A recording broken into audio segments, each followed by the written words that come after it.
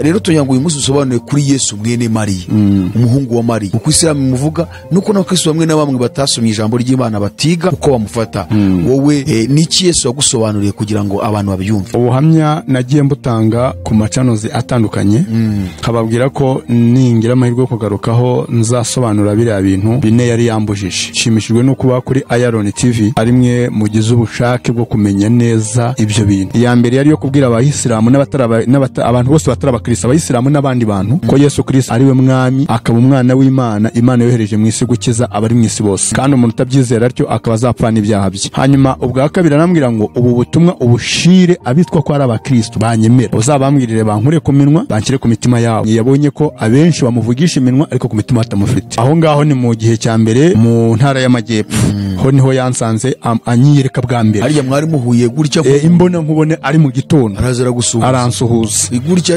neza pe ari umwarabu yambaye neza nk'abarabu na sandari nziza igitambara mu mutwe gishizemo urugori n'ikanzu nziza cyane neza mu mubiri ufatika kuko yampaye ikiganza cye ndagira ngo umuntu wese unyumva ntega amatwi hatabayeho kwihuta cyane kugira ngo aze kunyumva kuko ndabizi n'inyigisho idashobora gupfuka kumva cya mbere Yesu yarambwiye ngo ntuzongere kunyita umuhungu wa Mariya anari cyo kintu nshaka ko tuza kuganiraho muri uyu mwanya sibyo akamufata nka mwene Mariya n'uwo nigeze kumva senga bifu ati mwene Mariya koko waje ukandeba bakomeze nabi nanjye nabyumviseho hari umuntu uri kubwiriza mu rusengero iby'umuhungu wa Mariya ntabwo bikinishwa naramubajije ngo ariko se ari abakristo bemera ko umuhungu wa Mariya ariko Korani yemera ko umuhungu wa Mariya kandi Mariya koko niwe wakubyaye none kubera icyo bihakana uzi ikintu Yesu yambwiye Yesu yarambwiye ati noneho rero ngo igituma ngo abayisilamu bafata Yesu bakamwita Isa ngo nuko batinya ku izina rye ngo rikora ibitangaza ngo ryakwirukana abadayimoni biwabo ariko ari abayisilamu bavuga izina rya Isa ari n'abakristo bavuga Yesu bose ntabwo izina ry'umwimerere barivuga neza uko ryakabaye tugo akabantu bashobora kuba bati umuntu aje kutuyobya ni antikristo kuko uyu munsi wa none umwana witirirwa nyina baba batazi se uwo mwana mu kinyarwanda cya kera bamwitaga ikinyendaro bitandukanye na bya bindi abakatolika bavuga ngo Mariya yafashije Imana gukiza isi oya Mariya nta ruhari yabigizemo kuko Mariya we yakiriye itegeko ry'Imana nari ndwaye indwara nafashwe n'indwara iyo ndwara yamfashe imfata naravuye mu majyepfo ndi gukorera mu ntara y'Iburengerazuba mu karere ka Nyabihu ahantu bita kuri Shira ari imam ari imam aho ngaho ku musigiti witwa ahantu bita muri Vunga ariko ni mu murenge wa Shira mu karere ka Nyabihu izo rero n'inyigisho mu idini ya Islamu zuzuyemo nizo zibereyemo abantu bamuzi k'umuhungu wa Mariya niyo mpamvu bamugereranya n'izindi ntumwa zose yego kuko yaraje asanga ndarwaye arambaza ko wageze hano ndamubwira ati kwambwiye kuzi byose kubera ko utazi impamvu ndi hano arambwira ngo iyo mpamvu ninjye wayiteje arambwira ati rero hari ibintu bine nshaka kukubuza icya mbere tuzongere kunyita umuhungu wa Mariya icya kabiri tuzongere gusenga berekeye Imaka icya gatatu tuzongere gusenga wubitse umutwe hasi icya kane ntuzongere na rimwe kuvuga ko Yesu atapfuye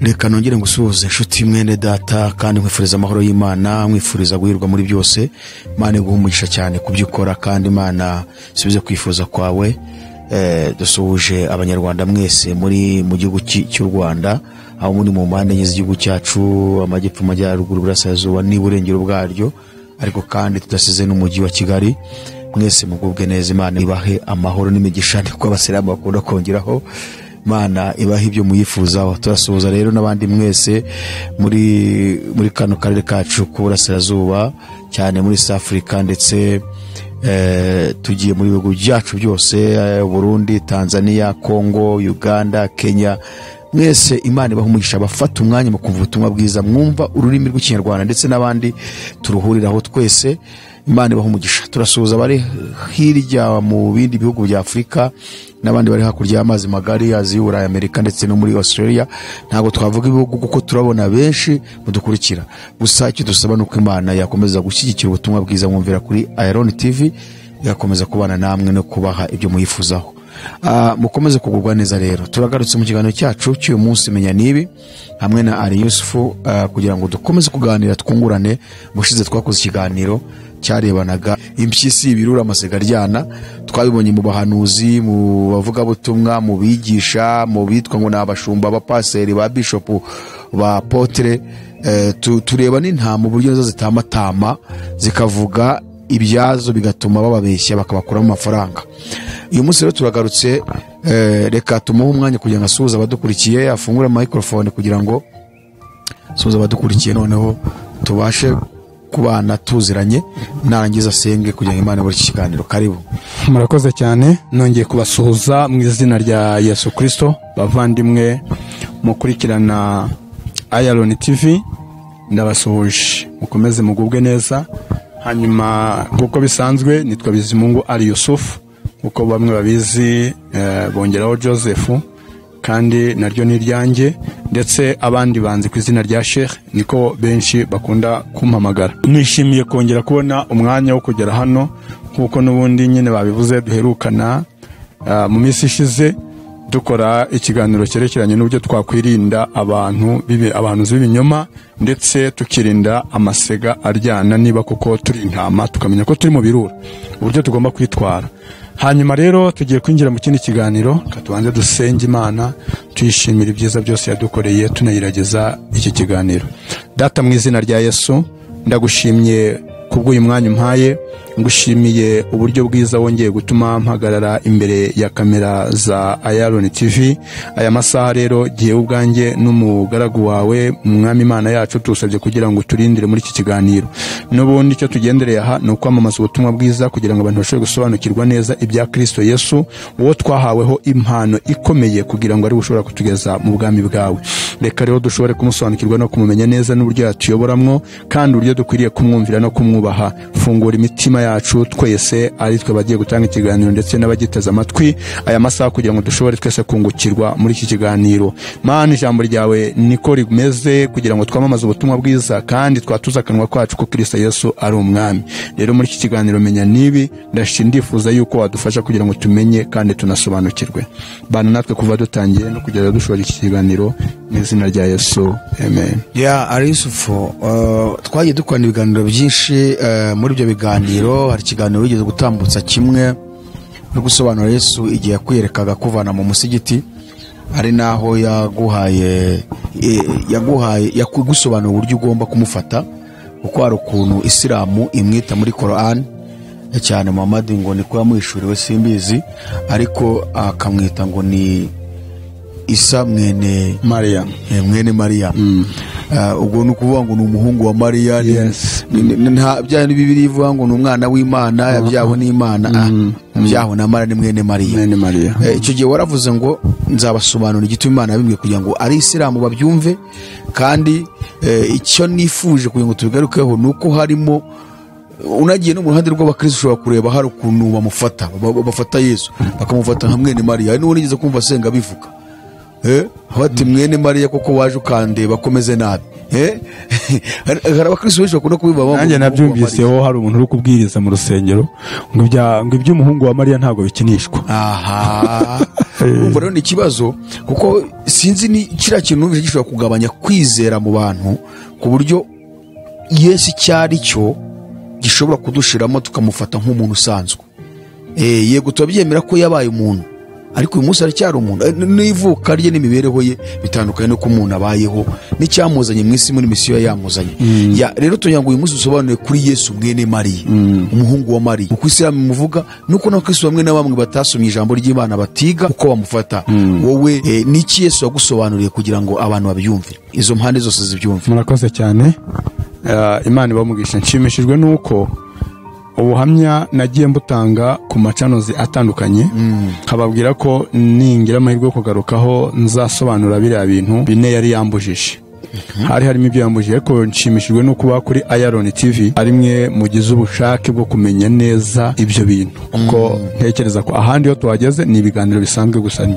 Ariko ndanezerewe muri ibyo bintu bine, ariko tukaba tugiye kwibanda kuri icyo. Baribuka ko igihe yanyerekaga iyerekwa rya mbere n'ishurirwa rye rya mbere anyihishurira, nari mu ntara y'Amajyepfo, ariko icyo gihe sibwo yambwiye ibyo ngibyo. Ahubwo muri iyo ntara y'Amajyepfo icyo gihe yambwiye ati nguhaye ubutumwa cyangwa se misiyo ebyiri ugomba kujyana.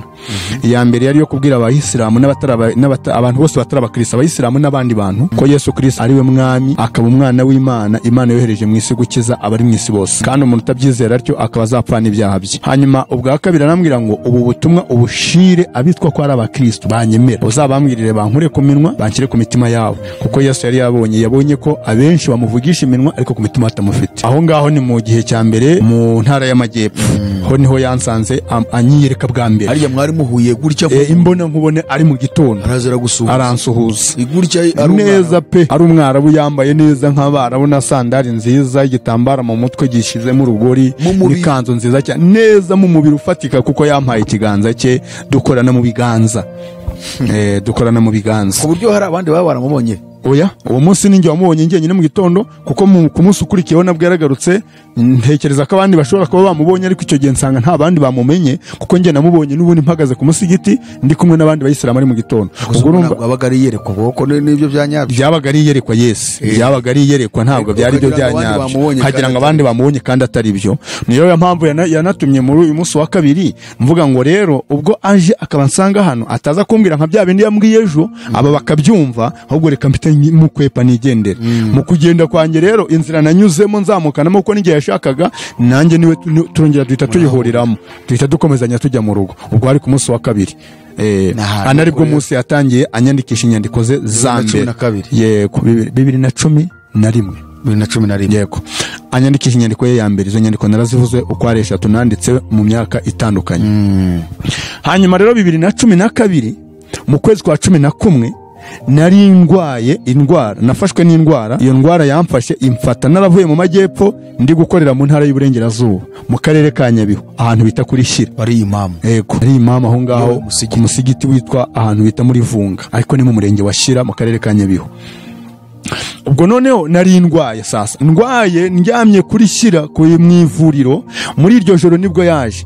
Ni ikintu cya mbere yakoze, yaraje arambwira ngo hari ibintu nshaka kukubuza, kuko yaraje asanga ndarwaye. Yarambaza ko wageze hano, ndamubwira ati kwambwiye kuzi byose kubera ko utazi impamvu ndi hano. Arambwira ngo iyo mpamvu ninjye wayiteje.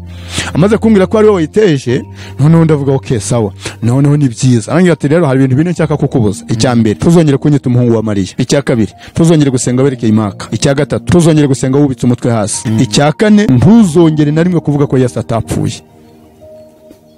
Okay, ndabyumva. Ndamubwira ariko ibyo bintu icya mbere Yesu yarambwiye ngo ntuzongere kunyita umuhungu wa Mariya. Anari cyo kintu nshaka ko tuza kuganiraho muri uyu mwanya, sibyo? Cya kabiri arambwira ngo ntuzongere gusenga werekeye Imaka. Ntuzongere gusenga wubitse umutwe hasi. Cyo ni icya gatatu. Cya kane arambwira ngo ntuzongere kuvuga ko Yesu atapfuye.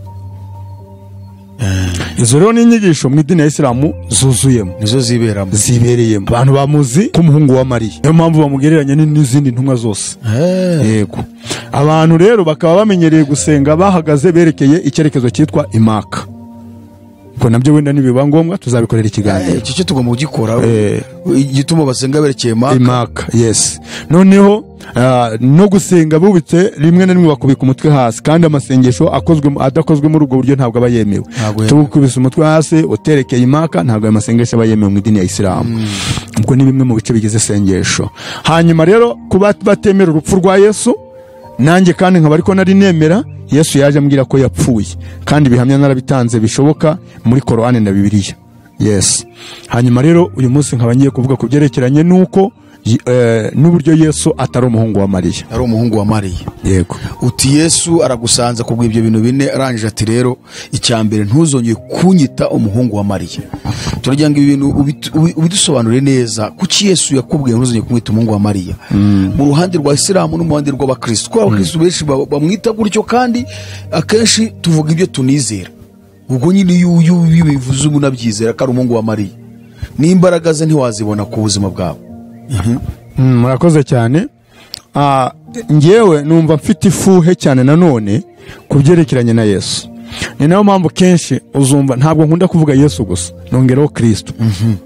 Ibyo rimwe na rimwe hari naho bazumva mvuze ngo Yashua Mahashiya cyangwa Mesiya, kubera ko amazina ye yo mu Giheburayo niyo numvise afite imbaraga cyane kuruta uko tumwita twebwe Yesu cyangwa Jesus. Amazina yo mu Giheburayo nyumva neza cyane ibisobanuro bya nyabyo kuko rifite ubusobanuro bukomoka kuri Yahwe. Ufashe nk'iri zina rya Yashua rivuga ngo Yahwe cyangwa Yehova niwe mukiza. Niyo mpamvu Yesu yakunze kuvuga ngo naje mu izina rya Data. Urumva? Aravuga ngo nabamenyesheje izina ryawe.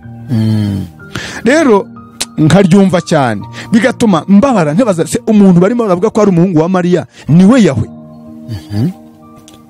Niwe Yashua wavutse kuko i Nazareti akanyura kwa Mariya. Ese kuki Yashua uyu cyangwa Yesu twese tuzi Jesus tumufata nk'umuntu wavutse mu buryo wenda busanzwe, newe nabemera ko yavutse mu buryo budasanzwe bakamubona batyo bakaza kumufata ko ari umuhungu wa Mariya. Ariko ijambo riboneka mu gitabo cya Luka, igice cya mbere. Luka we yakoze ubushakashatsi aza kutubwira neza Yesu. Nkaba rero mbikunda cyane gufata aya magambo yo muri Luka kugira ngo nze kuyahuza neza. Muri Luka igice cya mbere ku murongo wa 23 avuze ngo hahise amezi 6 marayika Gaburiyeli atumwa n'Imana mu mujyi wo muri Galilaya witwa Nazareti ku mukobwa w'isugi wari warasabwe n'umusore witwa Yosefu wo mu muryango wa Dawidi. Uwo mukobwa yitwaga Mariya. Marayika aziwabo aramubwira ati ndakuramutsa mutoni w'Imana, Nyagasani ari kumwe nawe. Yumvise ayo magambo uwo ni Mariya arikanga yibaza iyo ndamutso ikivuga. Marayika aramubwira ati wigira ubwoba Mariya kuko wagize ubutoni ku Mana. Urumva? Mariya yagizwe intoni kuki? Ku Mana. Imana ubwayo iramutoranya kandi mutoranya ari umukobwa w'isugi. Noneho ngo dore ugiye gusama inda, uzahabyara umwana w'umuhungu, maze ukazamwita izina ryitwa Yesu. Iri zina Yesu niryo zina hano basobanuye baravuga ngo yitwa Hakizimana cyangwa se Imana niyikiza. Mu Giheburayo cyaryo riravuga ngo ni Yashua. Yashua bisobanura ngo Yahwe niwe mukiza cyangwa se umukiza ni Yahwe, kuko Abayisirayeli bari bamenyereye izina ry'Imana mu Giheburayo.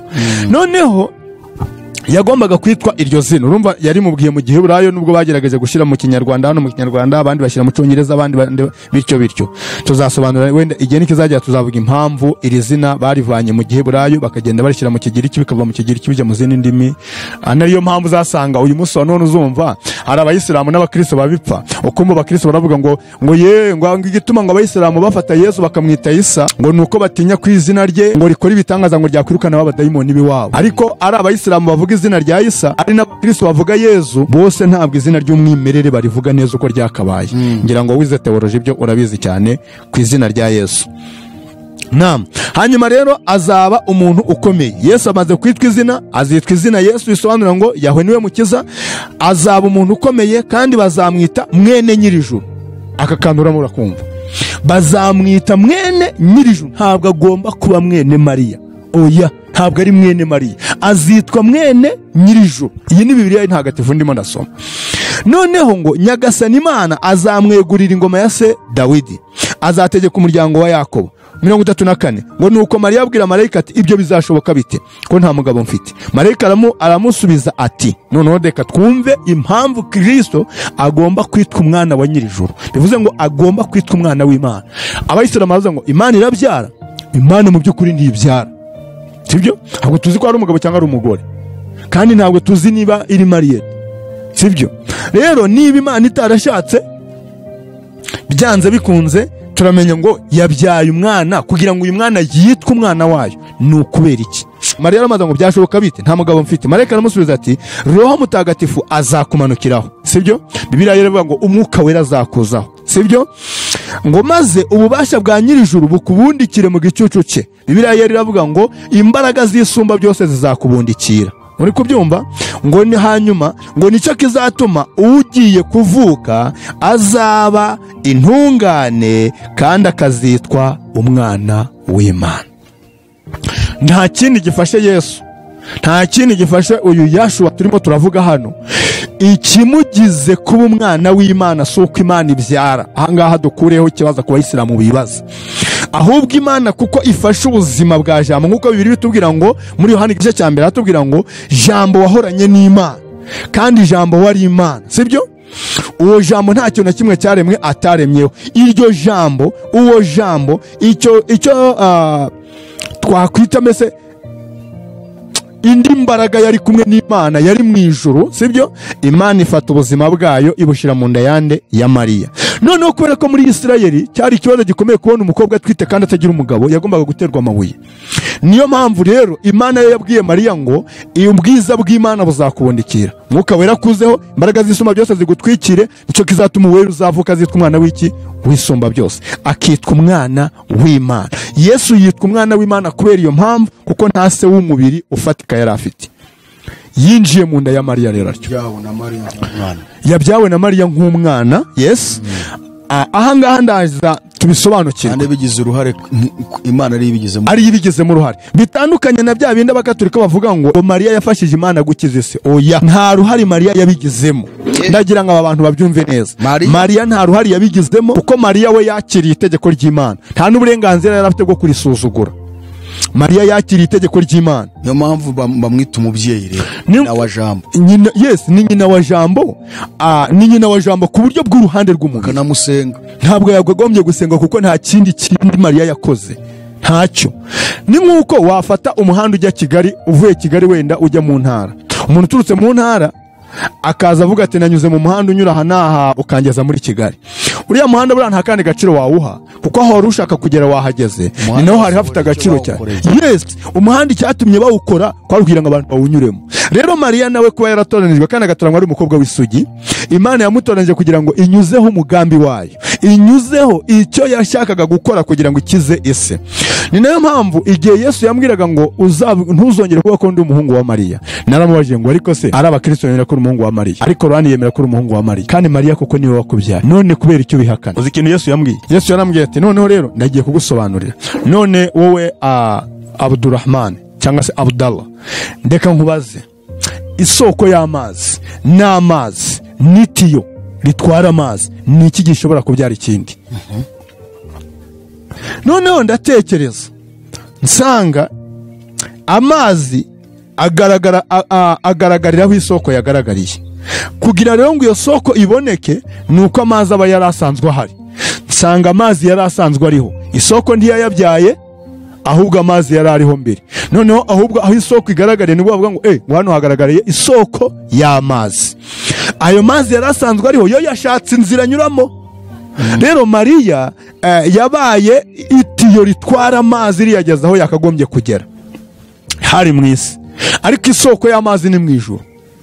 Yesu akomoka he? Mu ijuru. Niho yanagaragariye bwa mbere.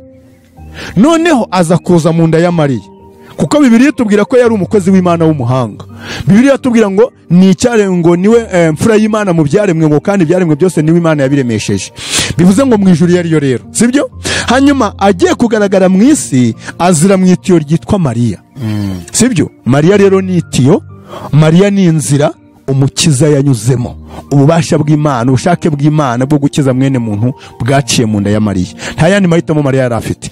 Hanyuma andabyumva ukavuga uteba ab'idini ya Gatolika nago bemere kugira ibindi bamunyuraho. Mariya nta kindi kintu cyo kumusa. Urabona baritwaza ngo Mariya ngo ushaka umwana wabanza guca ku mubyeyi. Niba Yesu ari umwami, ubwo unyuze ku mubyeyi we nibwo byihuta. Ntabwo ari ijuru rikoze rero. Ijuru ntabwo ari uko nguko, kuko Yesu ubwe yivugira ati ninjye nzira n'ukuri n'ubugingo, ntawe uzajya kwa Data ntamujyanye. Yarazi ko nyina ariho, kuko icyo gihe Yesu yakoraga umurimo Mariya akiriho. Uribuka ko Mariya na bene se wa Yesu baraje baramubwira bati, ageze aho bari abantu baramubwira bati uzi ko nyuko na bene se bagushaka. Yesu aravuga ati burya rero bene data na mama naba bumva ijambo ry'Imana. None se tuvuge ko Yesu yari asuzuguye nyina wamubyaye? Ikiri buze kukubwira ko Yesu atari mwene Mariya tugiye gusoma mu kanya. Hanyuma Yesu arangije arambwira ati reka nkubwire, burya ibyo byose uko byagenze, uko bivuze, uko bisobanukiwe, nkomoka mu ijuru. Ngiye naje ndamazi nyura mu itiyo ryitwa Mariya kuko nashakaga gukiza isi. Yego, niko Yesu yambwiye. Arambwira ngo kandi Mariya ajya gusama inda ya Yesu, ntabwo Mariya yigeze abigira mu ruhare. Yabaye nk'itiyo. Ni itiyo. nk'uko amatiyo aza bakayacomeka ahantu agomba gufatira amazi, niko na Mariya nawe yakoreshejwe muri ubwo buryo, abishaka cyangwa atabishaka, kuko itiyo aho baricometse naho riba ntabwo riba rizashobora no kuhivana, nta nubwo itiyo ryavuga ngo ndabyanze. Mariya nawe ntiyagomba kuvuga ngo arabyanze.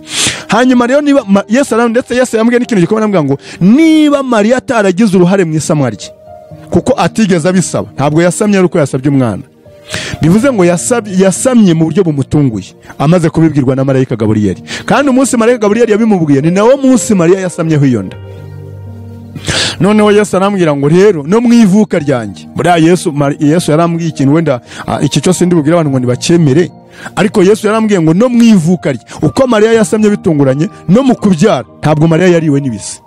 Ni niyo mpamvu atagombaga no gutakaza ubusugi bwe, kuko Imana itari guhemba Yosefu umugore wabaye nk'ikirongore. Iki kintu sinzi niba cyumvikana. Imana yabwiye Yosefu ngo rongora umugeni wawe, kuko inda twita ari y'umwuka wera. Niba inda ari y'umwuka wera rero, byanze bikunze mu buryo bw'umwuka iyo nda yashoboraga kuvuka. Kugira agiyemo mu buryo bw'umwuka, izana kumuvuka mu buryo bw'umwuka. Kubera iki? Reka bihangane mbivugeho, nta mwana n'umwe ujya mu nda y'umugore aciye ahandi hantu hariho hose, bica mu mibonano mpuzabitsina.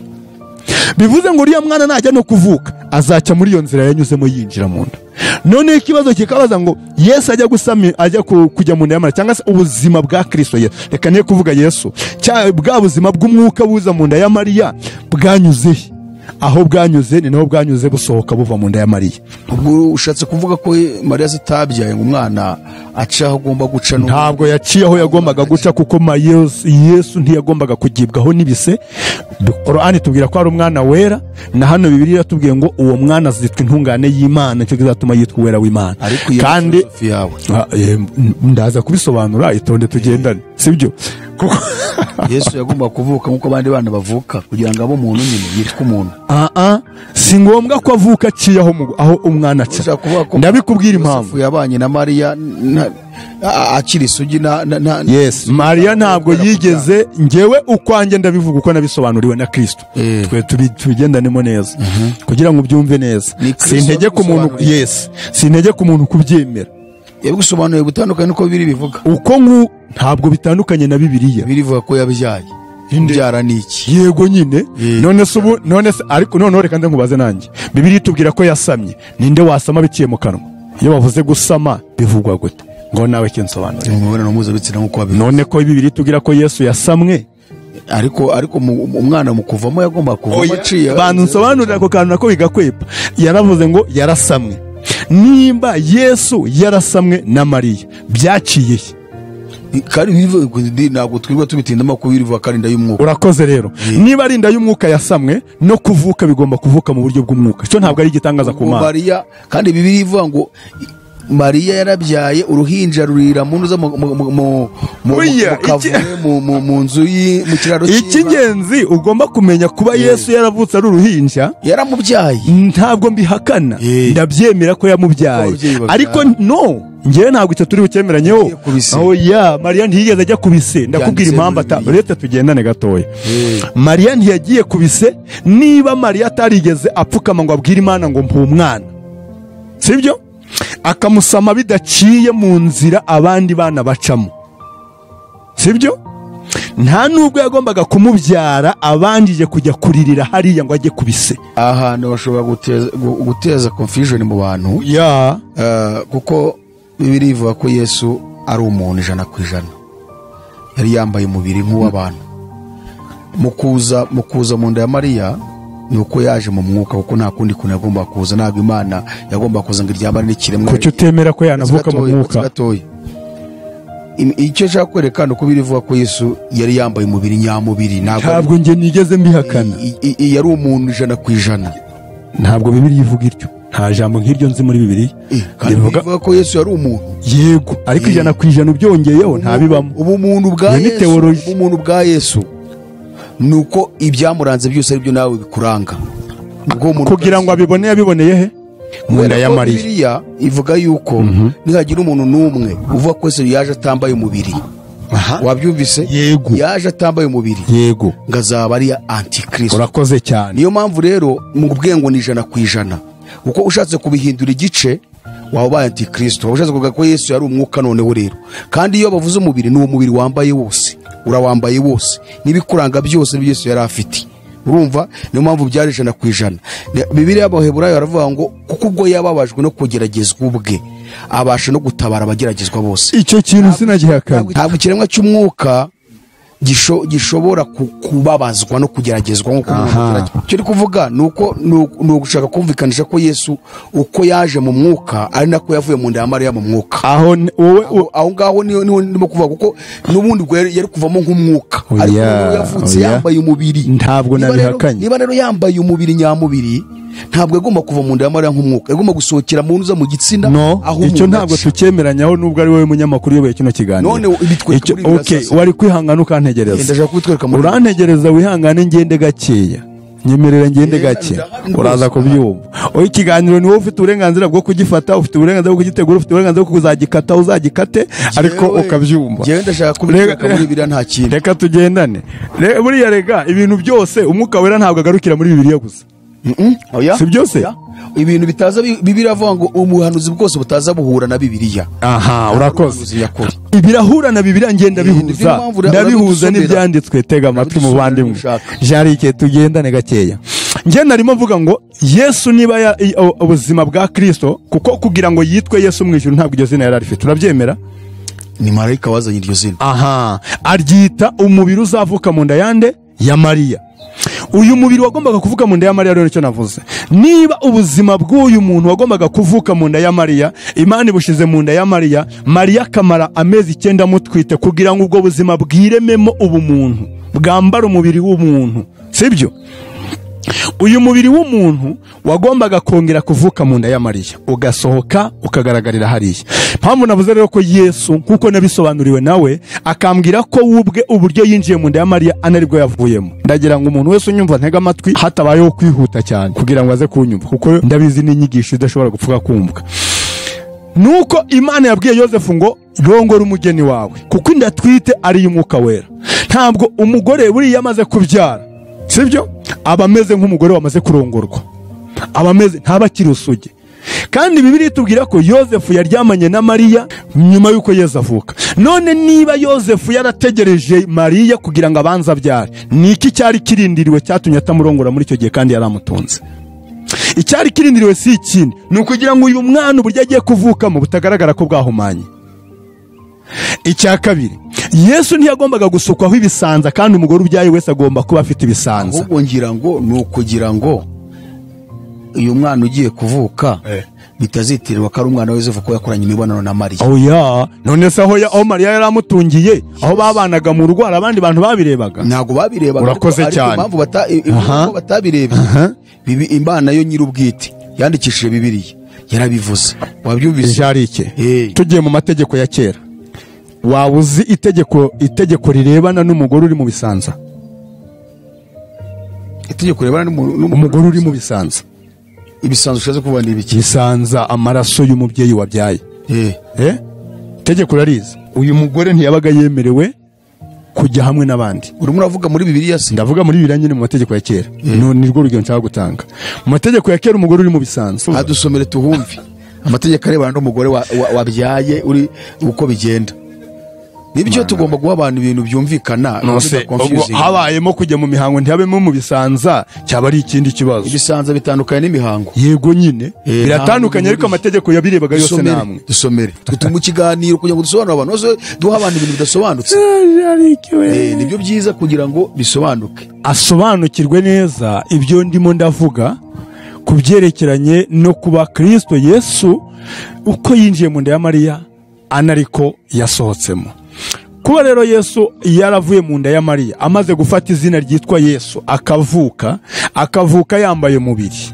Impamvu atavutse nk'uko abandi bana bavuka, hari impamvu zitandukanye nk'uko twari tumaze kubivugaho, yuko uyu mwana atagombaga kugibwaho n'ibisanza, kuko yari umwana wera, ntiyagombaga kwanduzwa n'ibisanza.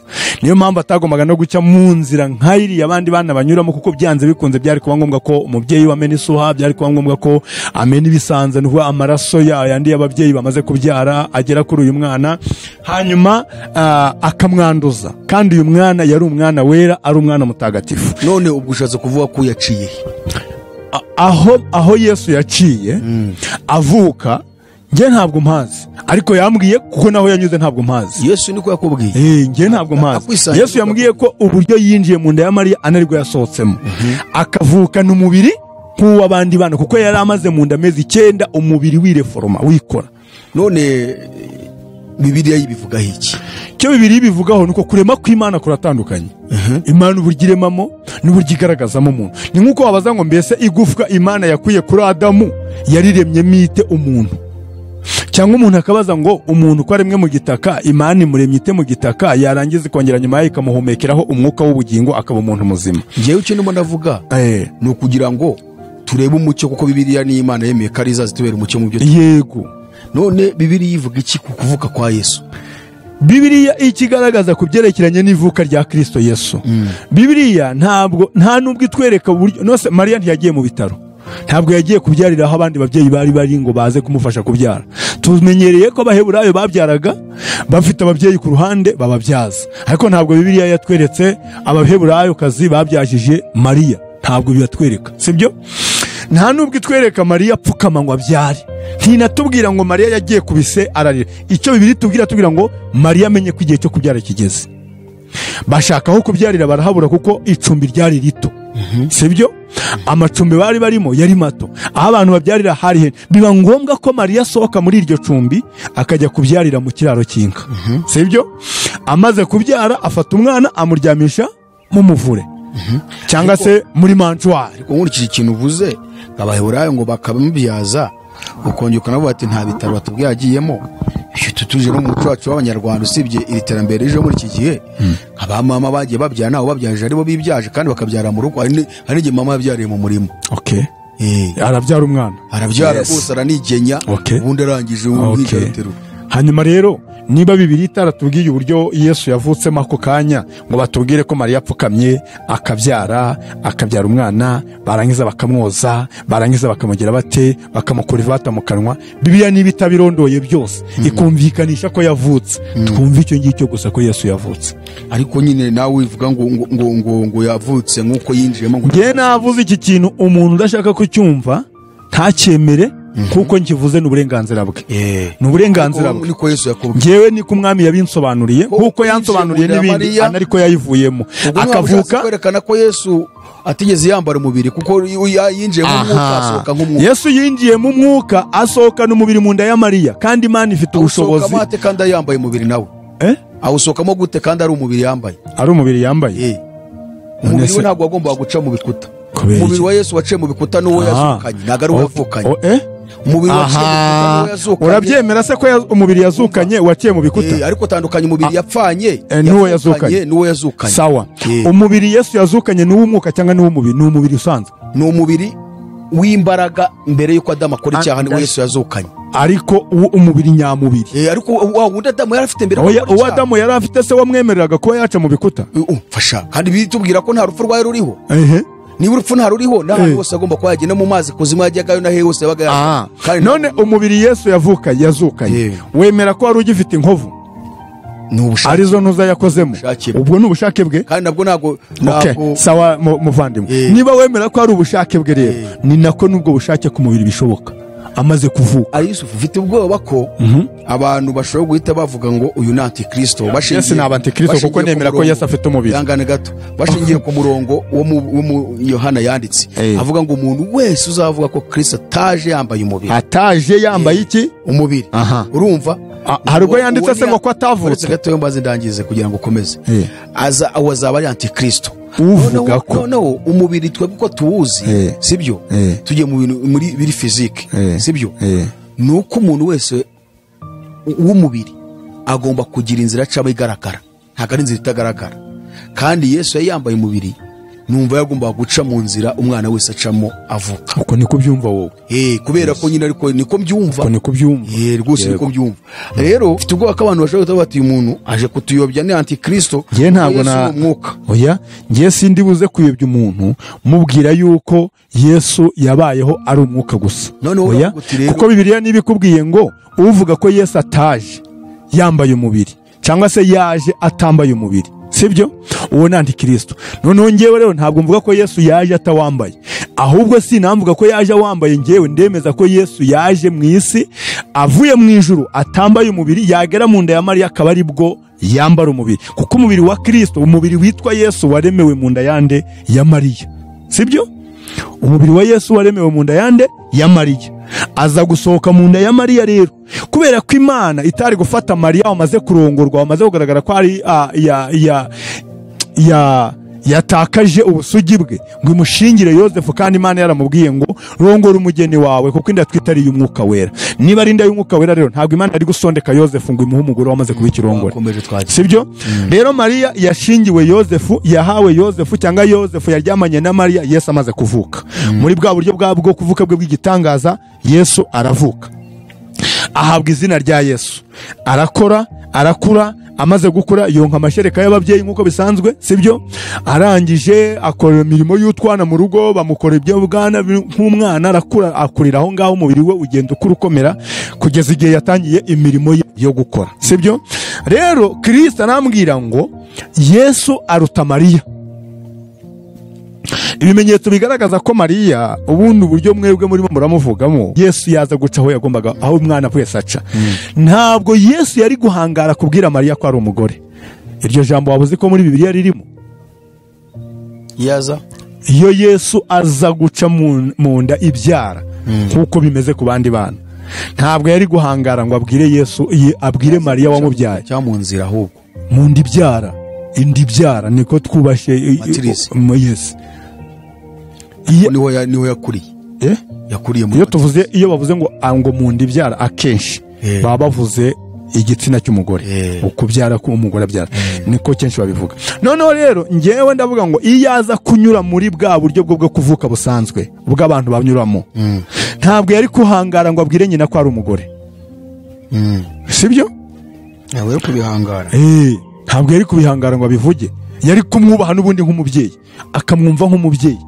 Ariko igitangaje nuko Yesu barabivuze ko n'ubundi yari Imana, yarabizi ko atari we wamubyaye, n'ubundi atari we nyina koko ukuri. Rero ngewe nemeranya nawe, niba wemera ko Kristo Yesu ari Imana, ntiyagombaga ntabwo yagombaga guhumanywa n'ibisanza, kuko Yesu yagombaga kubaho mu buryo bw'ubumana, akabaho mu buzima bwe bwose atakora icyaha. Kudukurikira baza kutwandika comment hasi. Bazishireho rwose, ni uburenganzira bwabo, kandi kubyemera ni uburenganzira bw'umuntu, no kubihakana ni uburenganzira bwe. Icy'ingenzi nuko twese duhuriza kuri Kristo Yesu wambaye umubiri w'umuntu, aje gukiza mwene muntu. Yesu yarakubwiye ngo ntuzongeye kumwita mwene Mariya, ariko kandi tukaba tubona ko hari n'abakristo bakibimwita.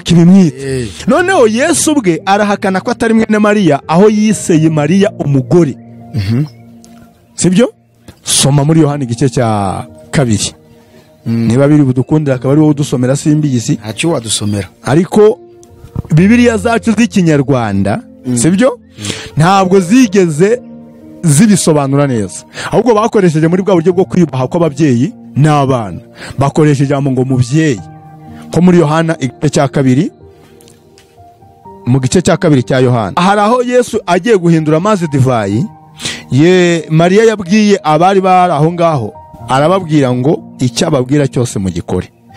Mariya yaramaze kubwira, rero Yesu aramubwira ngo none se ko divayi yabashiranye turabigenza dute?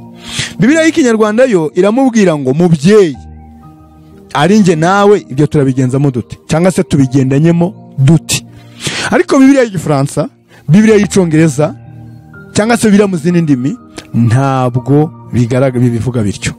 Ahangaha bakoresheje ijambo yavuze umugore. Umugore tubigendanye, tubisome cyangwa tubivuge dutyo tubireke. Niba hari mu cyongereza wahareba, mu cyongereza yakoresheje aya magambo akurikira muri Bibiliya y'icyongereza. Reka turebe mu gitabo cya Yohana, John chapter 2, ku murongo waho wa 4. Yesu yaravuze ngo dear woman. Niba akoresheje ngo dear woman, umugore, si umugore yakoresheje, ubwo andi magambo akurikiyeho ntabwo nyasomye, ariko ibindi byose bisobanura kimwe, aho yabaje ngo icyo si ikibazo, cyangwa se icyo si ikibazo kitureba, sibyo? That is not our problem. Noneho Yesu amaze kumubwira ngo dear woman, amubwiye umugore, nshuti yanjye y'umugore, sibyo se? Mu buryo bwo yamwubashye, amwise inshuti. Nshuti yanjye y'umugore. icyo si ikibazo. Nkurikije icyongereza hano bavuga ngo icyo rwose ntabwo cyakagombye kuba ikibazo cyacu, ntabwo bitureba, sibyo? Noneho jya muri Bibiliya nanone muri Yohana 19, ubwo ndavuga amagambo aho Yesu yakoresheje umugore inshuro ebyiri. Ubwo se wahangara ukabwira nyoko ngo umugore? Mbo biragoye. Okay, urakoze cyane. Aho ngaho niho nashakaga. Ntiwanabihangara kubivuga. Wenda Yesu impamvu yabivuze nuko nyubundi yajyanga yumvikanishe neza icyo kintu. Yego, arashaka kumvikana. No, we ntashaka kumvikanisha ko ari umwana w'umugore, kuko si umwana w'umugore. Yohana 19 ari kubwira Mariya ko agomba kureba Yohana nk'umwana wiwe. Yamubwiye aya magambo akurikira muri Yohana igice cya 19 ku murongo waho wa 25.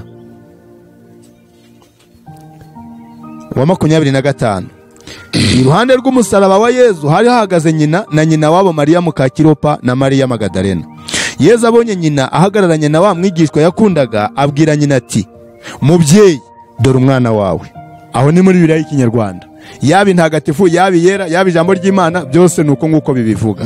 Ariko noneho muri Yohana igice cya 19 mu Cyongereza ku murongo waho wa 26 ariho nsoma 26, Yohana 19 umurongo wa 26 hari aya magambo akurikira. Yesu yaravuze ati, dear woman, here is your son. Tibyo? Ni ukuvuga ngo Yesu yaramubwiye ngo nshuti yanjye y'umugore, dore umuhungu wawe. Sibyo? Amwereka umuhungu. Kandi iri jambo Yesu akoresheje hano abwira Mariya, akabwira Yohana, akamwereka Yohana ko ari umuhungu we, ritandukanye n'iryo yakoresheje abwira Yohana, amwereka Mariya. Yesu we abwiye Mariya ati, dore umuhungu wawe, aramubwira ngo dear woman, mugore, inshuti yanjye y'umugore, cyangwa se mugore inshuti yanjye, dore umuhungu wawe. Sibyo? Ariko agiye kubwira Yohana, yabwiye Yohana ya magambo aramubwira ngo here is your mother. Sibyo? Mwise umubyeyi, dore mama wawe. Sibyo? Amwise umubyeyi we. Ntabwo yamubwiye ngo dore umugore wawe, kuko yamubwiye dore umugore wawe ko bamushingiye. Sibyo? Ariko amubwiye ati dore umubyeyi wawe. Icyo ni kikwereka ko rero Yesu atandukanye kure cyane na Mariya nk'umubyeyi we, ahubwo Mariya akomeje kuba yanzira Yesu, cyangwa se uburyo bw'ubumana kugira ngo isohoze umugambi wayo wo gukiza umuntu. Muri Yohana igice cya 8:54 Yesu yari agiye kunyereka uburyo aruta Mariya ndetse n'abandi bose dushobora kuba tumwitirira. Yohana 8:54 cyane 58, sinzi ntabwo nibuka neza, reka ndemparebe.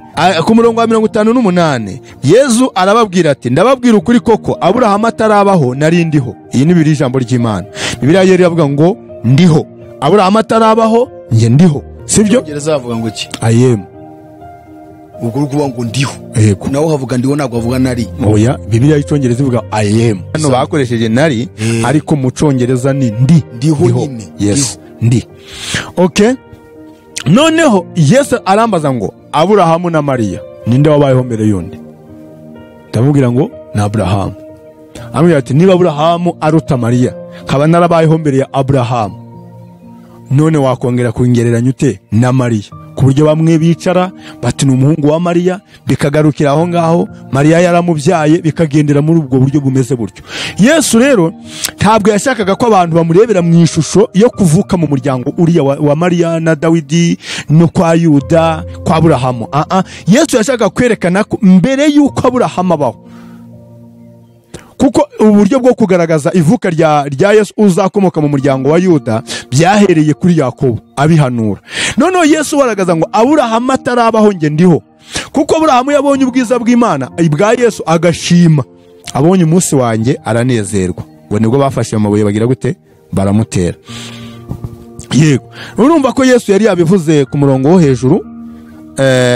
Barangije baramubwira bati, ariko se wowe uvuze ngo Aburahamu yabonye umunsi wawe aranezerwa, aho utari wamara n'imyaka 50 hano ku isi, Aburahamu yakubonye ate? Amubwira ati, Aburahamu burya atarabaho nge ndiho. Bivuze ngo Aburahamu yabayeho asanga Yesu ariho, none aza kubona mwihishurirwa cyangwa mwiyerekwa igihe, cyangwa se Aburahamu akaba ari we cyagiye yabonye Melikisedeki, akaba ari we akaba ari bwo yabonye Yesu akanezerwa, agahita amuhereza 1/10 cyo mu byo yaragize gute, ubwo akaba yaramubonye akanezerwa. Wow, Imana ishimwe.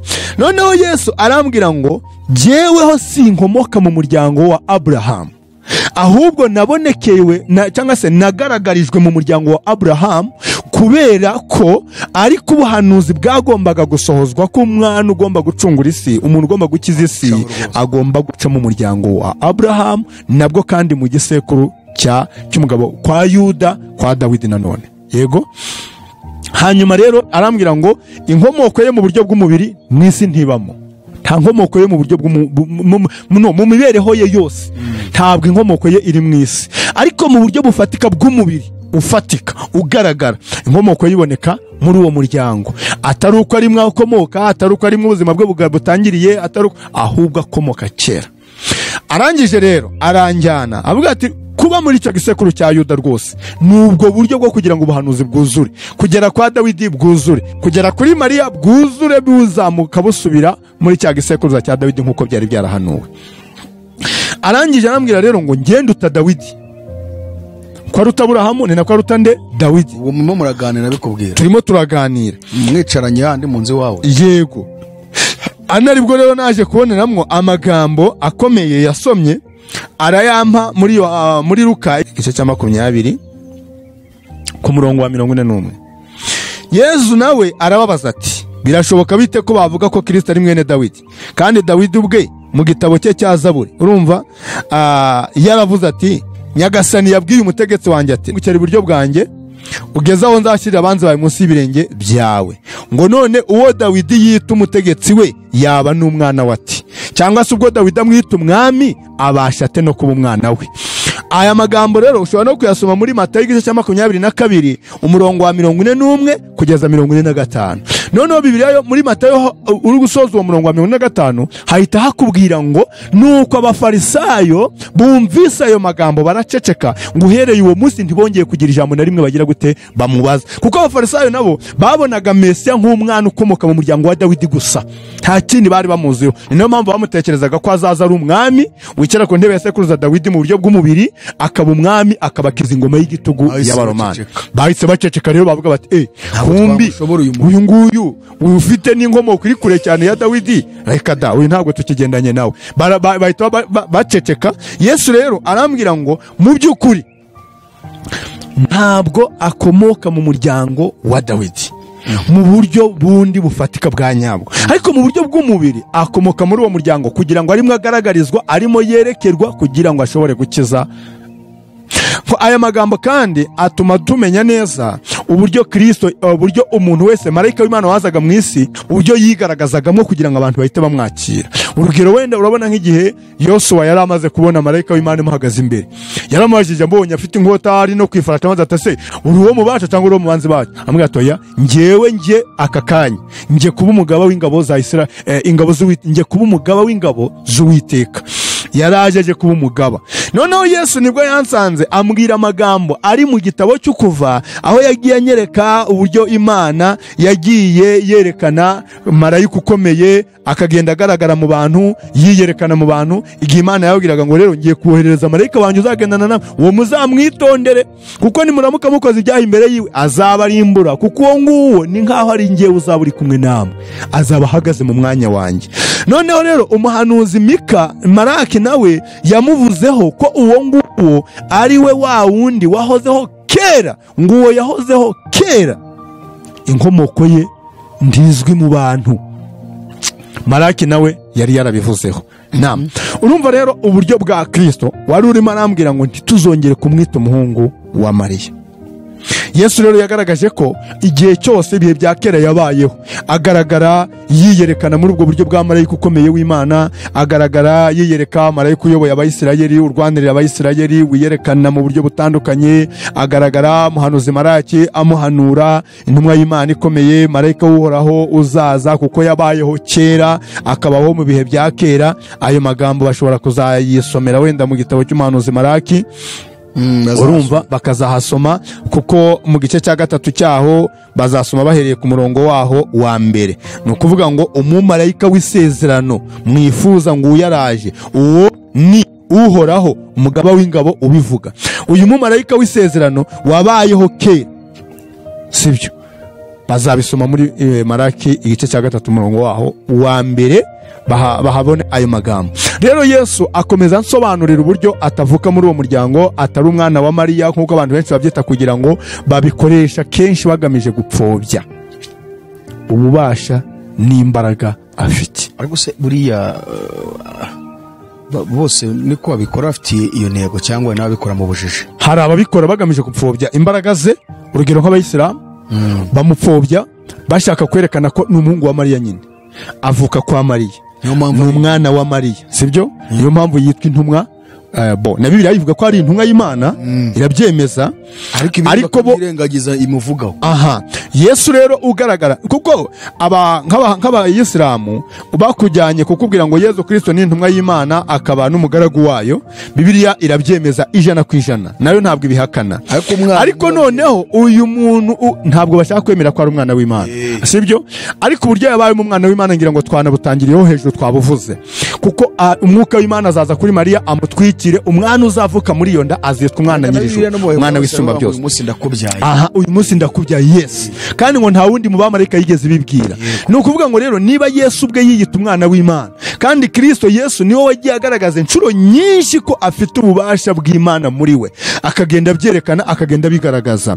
Noneho abayisilamu nabo ntibakajya bakunda gufata umurongo wa gatatu wo muri Yohana 17 gusa ngo rero bagenderaho, kuko haravuga ngo muri Yohana 17 umurongo wa gatatu ngo ubwo nibwo bugingo bw'iteka nuko bakumenya ko wowe Mana y'ukuri, bakamenya n'uwo watumye ari we Yesu Kristo. Ariko umurongo wa mbere uravuga ngo Yesu amaze kuvuga atyo yubura amaso ayerekeza mu ijuru, aravuga ati dawe igihe kirageze, hesha ikuzo umwana wawe, kugira ngo umwana wawe nawe aguheshe ikuzo, kuko wamuhaye ububasha ku kiremwa cyose, ugira ngo abo wamuhaye bose abaho ubugingo bw'iteka. Urumva ko Yesu afite ububasha bwose n'imbaraga zose ku biremwa byose byagize gute, byaremwe, sibyo?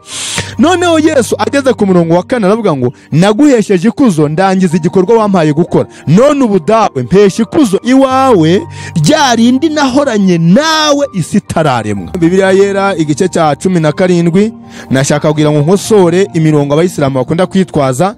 Mu bayisilamu barasoma bakavuga ngo ku murongo wa 3 ngo ubu nibwo bugingo buhoraho ko bakumenya ko ari wowe Imana y'ukuri yonyine, bakamenya n'uwo watumye ari we Yesu Kristo. Bashaka kutwereka ko Kristo Yesu ari intumwa y'Imana gusa, bakarangiriza aho ngaho. Ariko ngiye ndifuza ko abayisilamu bazumva iki kiganiro bajye basoma n'umurongo wa mbere n'uwa kabiri, bongere basome n'uwa 4.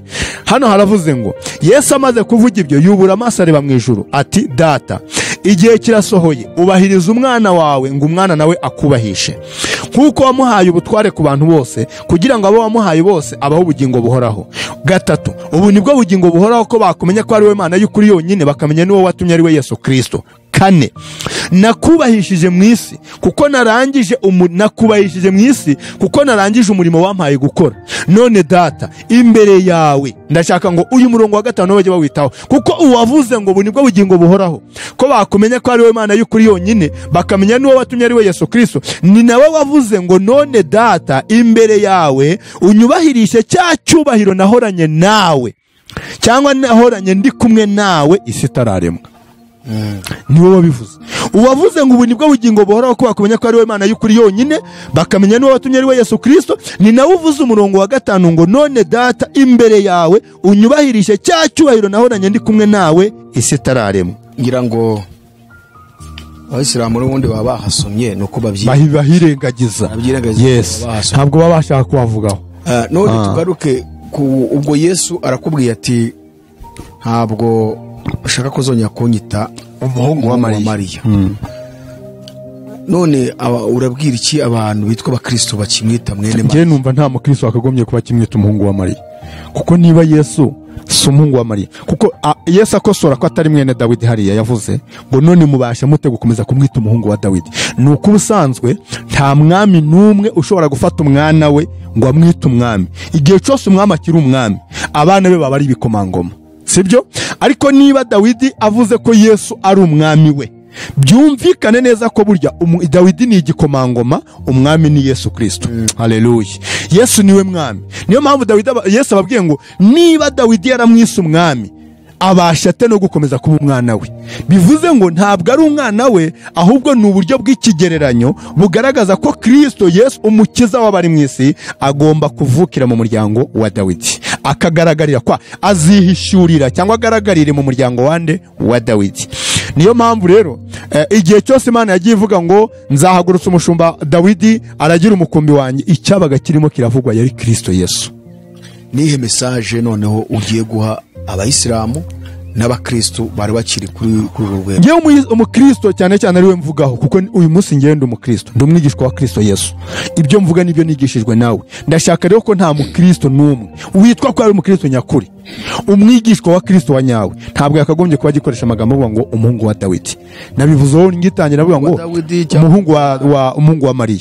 Nabivuzeho ngitangira avuga ngo hari abagiye ahubwo ngo ni mwene Mariya. Ngo umuhungu wa Mariya, ngo mwene Mariya. Harimo agasuzuguro gakomeye cyane ahubwo.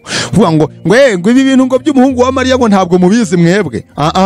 Tumuvana aho ngaho. Yitwa umwana w'Imana, umwana wa nyir'Ijuru, umwana w'isumba byose. Nitumwumva muri ubwo buryo, tumwumva n'imbaraga zindi. Amen. Tukamwumva na gukomera, tukamwumva n'ubundi butware bukomeye cyane. Ariko nimumwumva na nk'umwana wa Mariya, n'umwana wa Mariya nyine nkuko wavuga umwana wa Magadalena, umwana wa Esiteri, umwana wa runaka. Ariko Yesu tumutandukanye n'icyo kintu. Ikindi cya kabiri, kumwita umwana wa Mariya ni ukumushira mu ishusho mbi, kuko uyu munsi wa none umwana witirirwa nyina baba batazi se.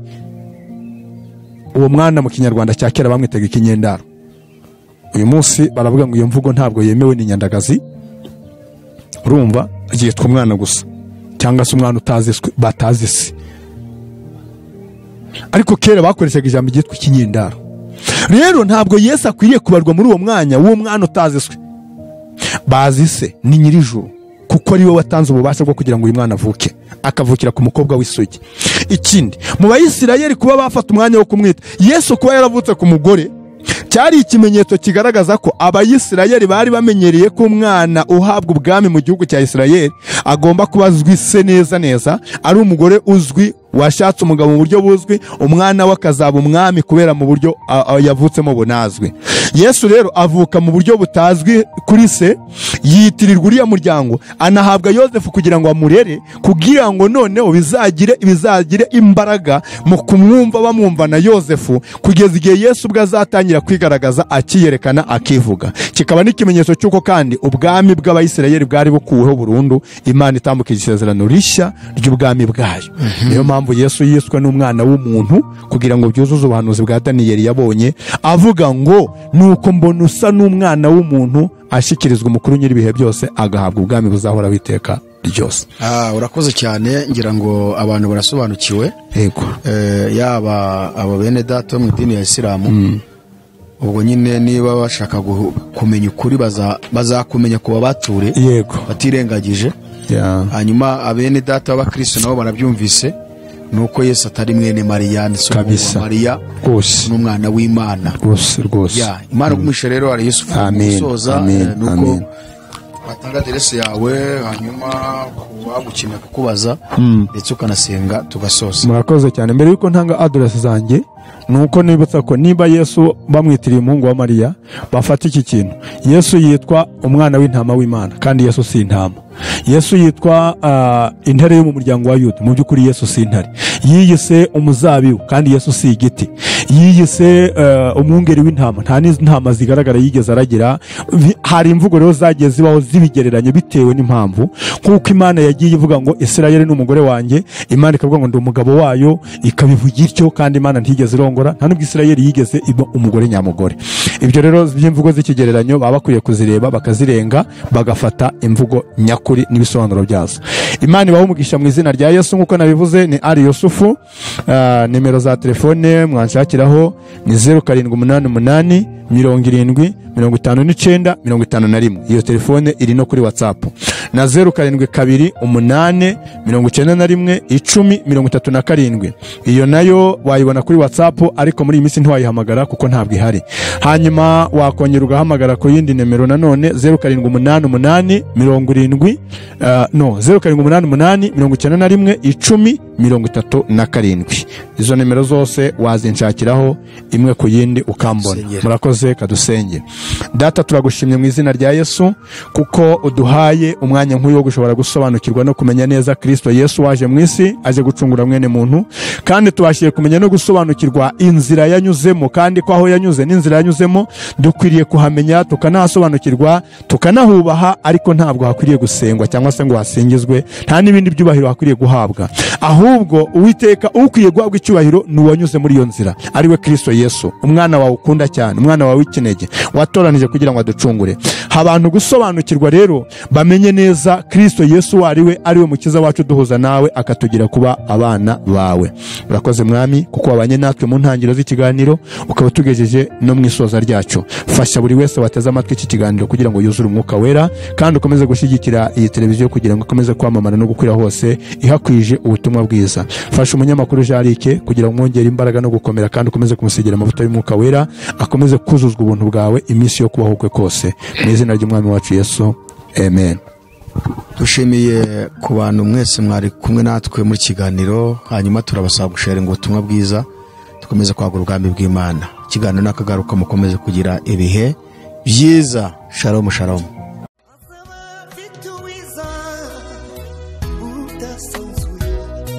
Azaba afite ingororano yo guhema buri wese